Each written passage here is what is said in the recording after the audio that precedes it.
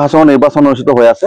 যোৱা আমি 15 তাৰিখে নমিনেশ্যন দিছিলো আৰু মই 23 নং কলিয়াকত পৰিষদৰ সমষ্টিৰ পৰা প্ৰাৰ্থিত্ব পাইছিলো এনডিআৰ পাৰ্টি হিচাপে। প্ৰথমতে মই ৰাভা হাছং যৌথ সংগ্ৰাম সমিতিৰ প্ৰকৃত আৰু ভাৰতীয় জনতা পাৰ্টিৰ দ্বাৰা সমৰ্থিত আছিলো আৰু 23 নং কলিয়াকত সমষ্টিত মোৰ বিপক্ষে কংগ্ৰেছৰ ফালৰ পৰা এজন হেৰি কৰিছিলে মনোনয়ন দাখিল কৰিছে। কিন্তু যোৱাকালি খবৰটো ভাল ধৰণে পালো যে যোৱাকালি কংগ্ৰেছৰ প্ৰাৰ্থীজনে নিজৰ মনোনয়ন প্ৰত্যাহাৰ কৰিছে। মই আছিলো এই ৰাভা হাছং যৌথ মঞ্চৰ পৰা এনডিআৰ পৰা ভাৰতীয় জনতা পাৰ্টিৰ সমৰ্থিত আৰু কংগ্ৰেছৰ প্ৰাৰ্থী আমি দুজনৰে মনোনয়ন ভেলিড হৈছিলে, গৃহীত হৈছিল আৰু 19 তাৰিখে আছিলে মনোনয়নৰ প্ৰত্যাহাৰৰ শেষ দিন আৰু যিহেতু কংগ্ৰেছ প্ৰাৰ্থীজনে যোৱা 19 তাৰিখে অৰ্থাৎ যোৱাকালি নিজৰ মনোনয়ন প্ৰত্যাহাৰ কৰিলে, গতিকে মই ভেলিড এজন প্ৰাৰ্থী।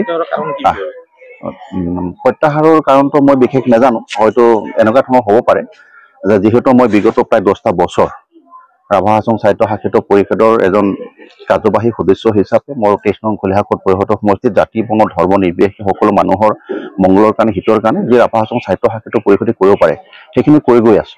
তেনে ক্ষেত্ৰত যথেষ্টখিনি জনপ্ৰিয়তা মোৰ 23 নং কলিয়াকত পৰিষদৰ সমষ্টিত থকা বুলি মই নিজকে অনুভৱ কৰোঁ।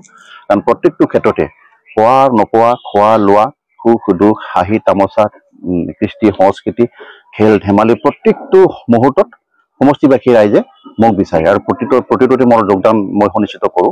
বিগত দিনত ঠিক তেনেকৈ গোটেই কলিয়াকত সমষ্টিক মই নেতৃত্ব প্ৰদান কৰিছোঁ। এই কাৰণে ক'ব খোজো যে মই জনামতে কংগ্ৰেছৰ যি 33টা সমষ্টিত 34টা সমষ্টিত দিয়া বুলি শুনিছিলো আৰু আটাইতকৈ শক্তিশালী প্ৰাৰ্থীজনে আছিলে তেওঁলোকৰ মোৰ সমষ্টিত কলিয়াকত সমষ্টিত ভগলাল ৰাভা আৰু সেই শক্তিশালী প্ৰাৰ্থীজনেই মনোনয়ন প্ৰত্যাহাৰ কৰিলে।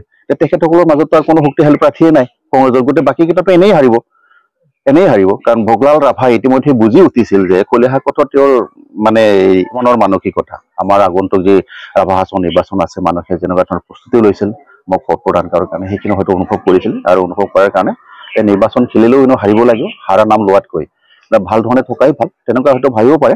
কিন্তু মই ভাল পাইছো যে আমাৰ সমষ্টিবাসী ৰাইজৰ মানসিকতা বা সেই অনুভৱখিনি তেওঁ গম পোৱাৰ পিছত বা সমষ্টিবাসী ৰাইজে যেনেকুৱা এটা ভাবি আছে আগন্তুক নিৰ্বাচন সম্পৰ্কত মোক ভোট প্ৰদান কৰাৰ কাৰণে সেই অনুভৱটো তেওঁ কৰিব পৰাৰ কাৰণে তেওঁ বিবেচনা কৰিলে নিজকে উঠাই লোৱাৰ কাৰণে গতিকে ফ্ৰীলি যিহেতু মোক নিৰ্বাচিত হোৱাৰ কাৰণে সুযোগ প্ৰদান কৰিলে, মই ভাবিছো তেখেতৰো মগজু অলপ আছে, গতিকে তেওঁক মই ধন্যবাদ জ্ঞাপন কৰিছো।